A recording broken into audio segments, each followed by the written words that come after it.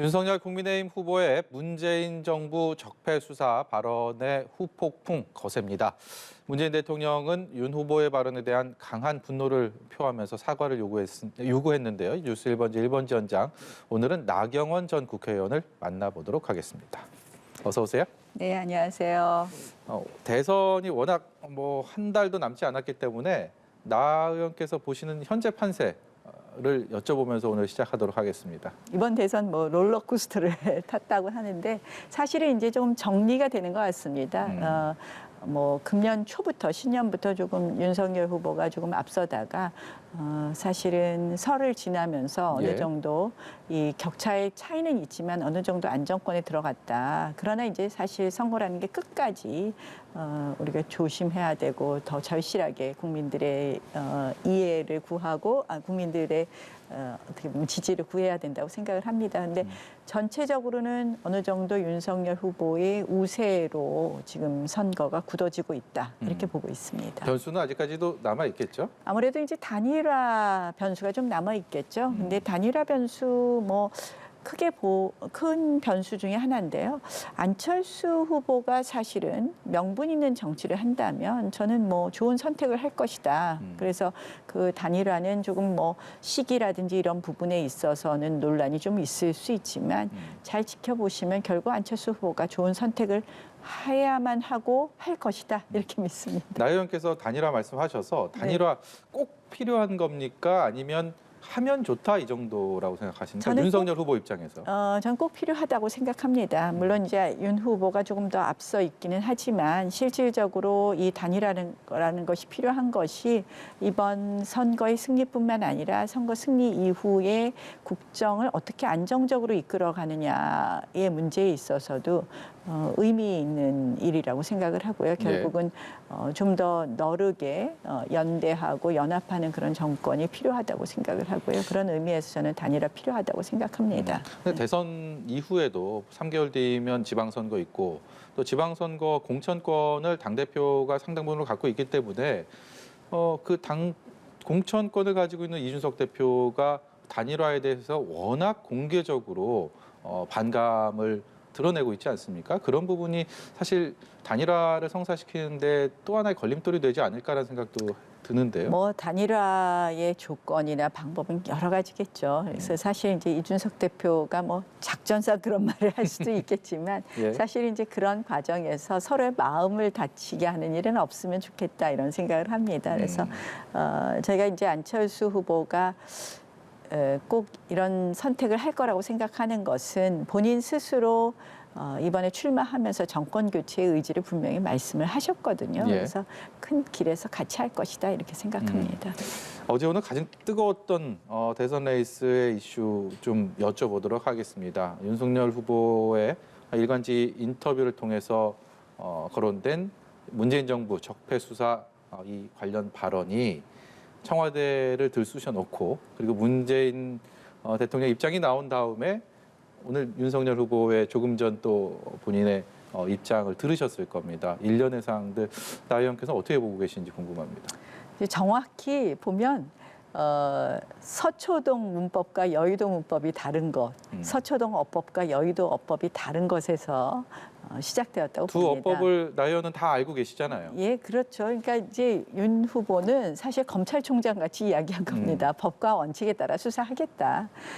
그런 입장이었던 것이고요. 그게 이제 서초동 어법이었던 것이죠. 그런데 이제 이것을 좀 어떻게 보면 민주당이 너무 경강부회하면서 이걸 어떻게 보면 이 본인들 결집용, 지지자 결집용으로 이 문제를 키웠다고 할 수 있겠죠. 그래서 이제 대통령 입장까지 나오게 되었는데요. 오늘 후보께서 아주 잘 정리하셨다고 봅니다. 문재인 대통령께서 후보를 임명하면서 검찰총장으로 임명하면서 살아있는 권력도 수사해라.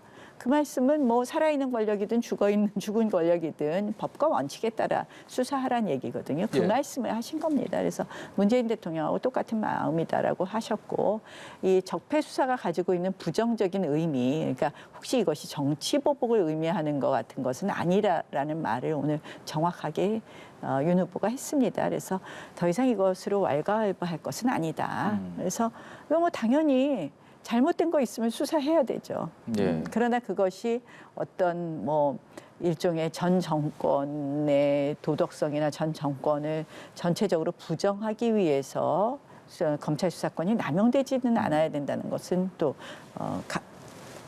그 부분에 대해서는 동의한다는 그런 정치 보복은 전혀 없다. 사전에 없다 이런 말씀을 하셨기 때문에 이건 더 이상 뭐 논란거리가 아니다라고 생각합니다. 애초에 윤석열 후보가 인터뷰를 하면서 잘못된 것은 수사를 하겠다. 권력형 비리가 있으면 하겠다. 하지만 그것이 어떤 특정 세력을 겨냥하고 지칭하는 그런 수사는 아니다.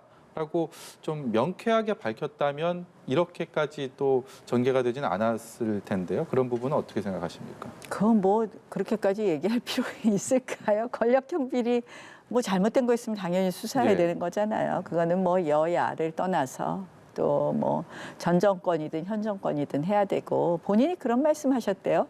본인과 똑같은 검찰총장 임명하겠다. 그거는 살아있는 권력에도 칼을 들이댈 수 있는 정말 용기 있는 검찰총장을 임명하겠다고 하셨기 때문에 저는 그런 면에서 후보께서 뭐 그 일부러 없는 죄 만들어서 보복하겠다 이런 뜻이 아니라는 건 이미 여러 차례 전체적인 후보의 이 이야기를 종합해 보면 알 수 있다. 그래서 이거 민주당이 너무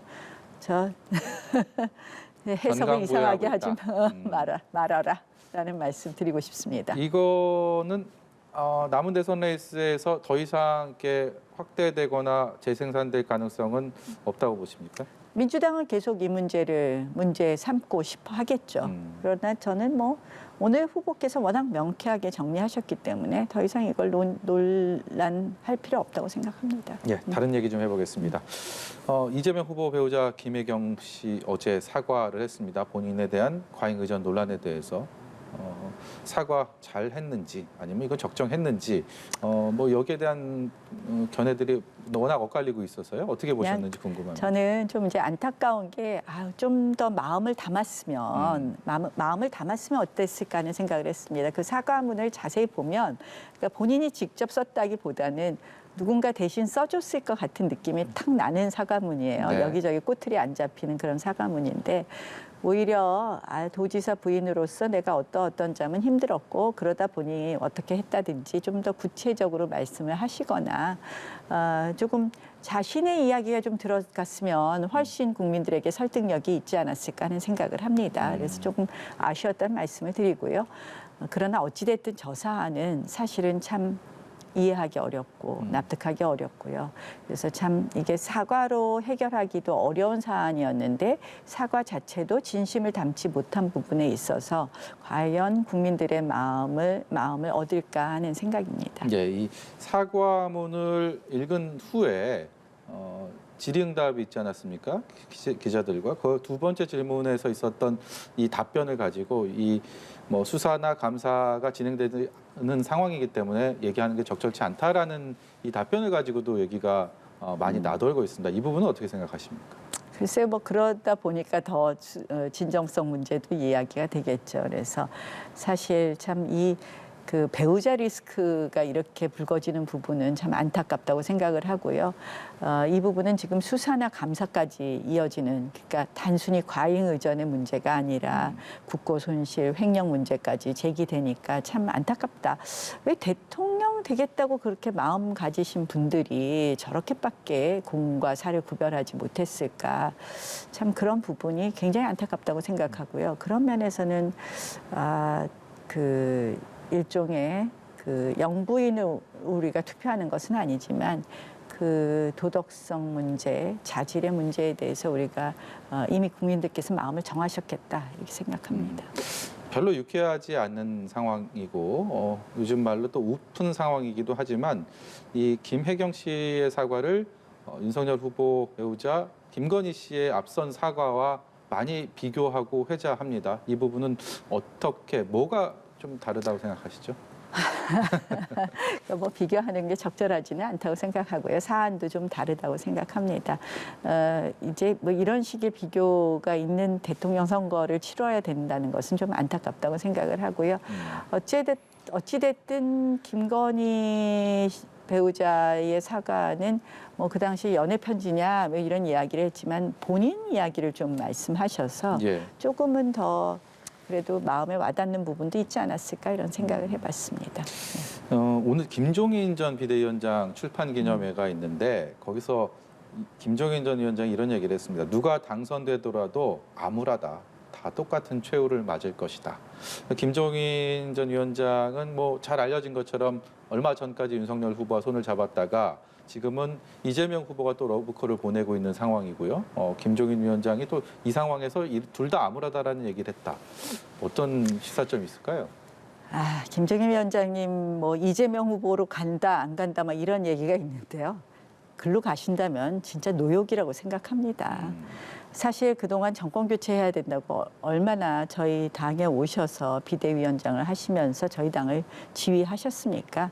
마음은 문재인 정부가 집권 연장되는 것, 결국 이재명 후보가 당선되는 것은 바람직하지 않다라는 그 생각은 분명 하실 거라고 생각하는데 네. 그럼에도 불구하고 오늘 그런 말씀을 하셨다. 전 이해하기 어렵고요.